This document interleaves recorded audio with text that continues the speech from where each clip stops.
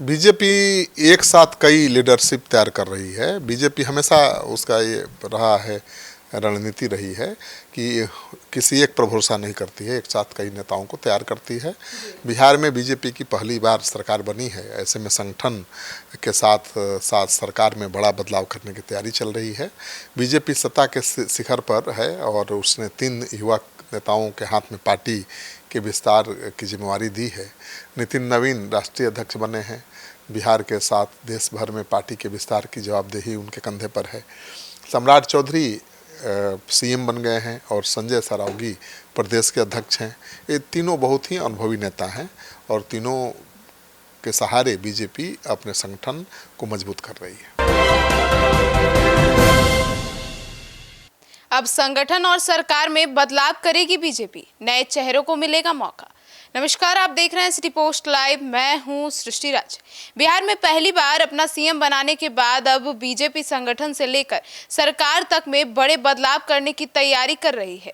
मई के पहले से दूसरे सप्ताह के भीतर सरकार और संगठन दोनों में नई घोषणाएं संभव है। अब सीएम सम्राट चौधरी अपनी पहली कैबिनेट का विस्तार करेंगे। प्रदेश अध्यक्ष संजय सरावगी 5 महीने बाद संगठन विस्तार कर सकते हैं। अब आइए विस्तार में जानते हैं कि बिहार में बीजेपी में बहुत बड़ा बदलाव आने वाला है और क्या कुछ आने वाला है। इसके बारे में चीफ एडिटर श्रीकांत प्रत्युष से सर, बीजेपी में तो बदलाव आ रहा है। बीजेपी एक साथ कई लीडरशिप तैयार कर रही है। बीजेपी हमेशा उसका ये रहा है, रणनीति रही है कि किसी एक पर भरोसा नहीं करती है, एक साथ कई नेताओं को तैयार करती है। बिहार में बीजेपी की पहली बार सरकार बनी है, ऐसे में संगठन के साथ साथ सरकार में बड़ा बदलाव करने की तैयारी चल रही है।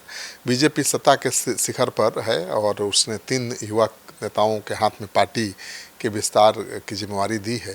नितिन नवीन राष्ट्रीय अध्यक्ष बने हैं। बिहार के साथ देश भर में पार्टी के विस्तार की जवाबदेही उनके कंधे पर है। सम्राट चौधरी सीएम बन गए हैं और संजय सरावगी प्रदेश के अध्यक्ष हैं।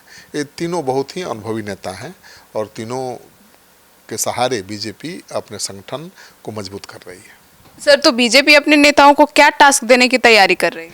देखिए, 2025 के विधानसभा चुनाव से पहले पार्टी ने प्लानिंग की थी कि हर जिले में कम से कम एक विधायक उसका अपना हो, लेकिन ऐसा हो नहीं पाया।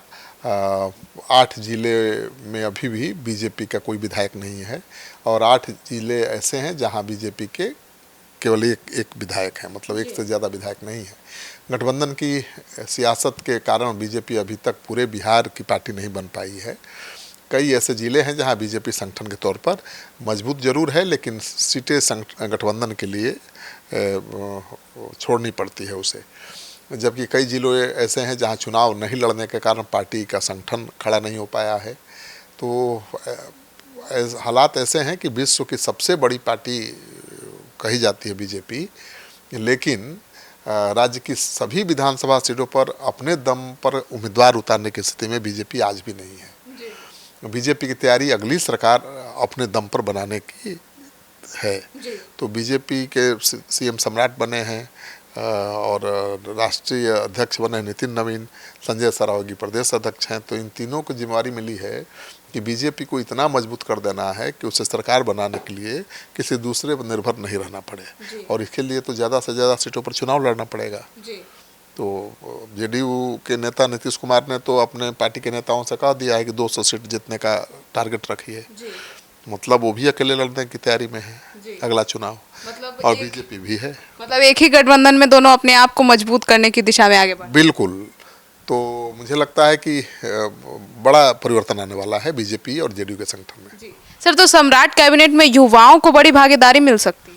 बिल्कुल। 5 राज्यों के चुनाव परिणाम आने के बाद कैबिनेट का विस्तार होगा। अभी तो सम्राट के अलावा केवल 2 ही डिप्टी सीएम हैं और उन्हीं के सहारे बिहार सरकार अगले 15-20 दिन तक चलेगी।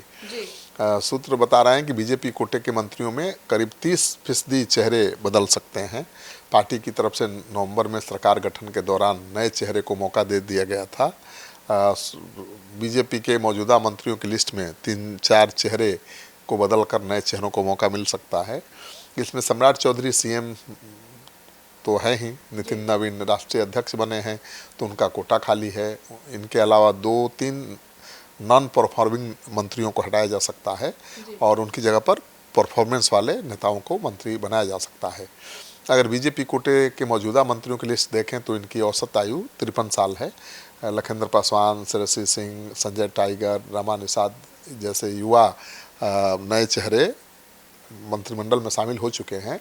लेकिन देखिए, अब हो सकता है कि नीतीश मिश्रा जैसे युवा को मिल जाए जो बहुत अच्छा परफॉर्मेंस देने वाले मंत्री माने जाते हैं।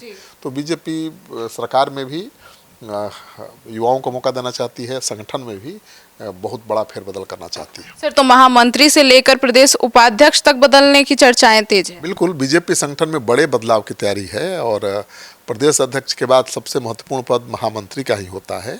अभी 4 महामंत्री हैं, राधा मोहन शर्मा, राजेश वर्मा, लाजवंती झा, शिवेश कुमार हैं। शिवेश राज्यसभा के सांसद बन चुके हैं। पार्टी इन्हें पार्टी के महत्वपूर्ण पद से हटाएगी। इनकी जगह पूरी तरह से नए चेहरों को मौका मिलेगा। प्रदेश उपाध्यक्ष पद से भी 6-7 पुराने चेहरों की छुट्टी तय मानी जा रही है। इनमें राज्यसभा सांसद धर्मशिला गुप्ता हैं, विधायक संजय गुप्ता हैं, 2-3 उपाध्यक्ष को प्रमोशन मिल सकता है। संजय सरावगी की टीम में 60% से ज़्यादा नए चेहरों को मौका देने की तैयारी है। तो संजय सरावगी बहुत अनुभवी नेता हैं। सर, तो ये बदलाव किस आधार पे होगा? देखिए, नए संगठन विस्तार में 3 बातों का ध्यान रखा जाएगा। युवा होना चाहिए, महिला हो तो और अच्छा है, और फील्ड में एक्टिव होना चाहिए। तो बीजेपी ऐसे युवाओं पर दाव लगाना चाहती है, ऐसे ही महिलाओं पर दाव लगाना चाहती है जिसकी अपने क्षेत्र में पहचान हो, जिसे सक्रिय नेता के रूप में जाना जाता हो। इसके साथ ही पिछड़े वर्ग की हिस्सेदारी भी संगठन में बढ़ाई जाएगी। फिलहाल बीजेपी की प्रदेश कार्य समिति में 35 लोगों की टीम है और इनमें 15 स्वर्ण समाज से आते हैं, 9 ईबीसी से हैं, 7 ओबीसी से हैं और 4 दलित हैं। तो स्वर्णों की भागीदारी अभी ज़्यादा है, तो वो कम हो सकती है और अति पिछड़ा की भागीदारी बढ़ सकती है। तो सुना आपने, तो बीजेपी भी अपनी रणनीति बनाने में जुटी है। अब बीजेपी की रणनीति को लेकर आपकी क्या राय है, ज़रूर बताइएगा। धन्यवाद।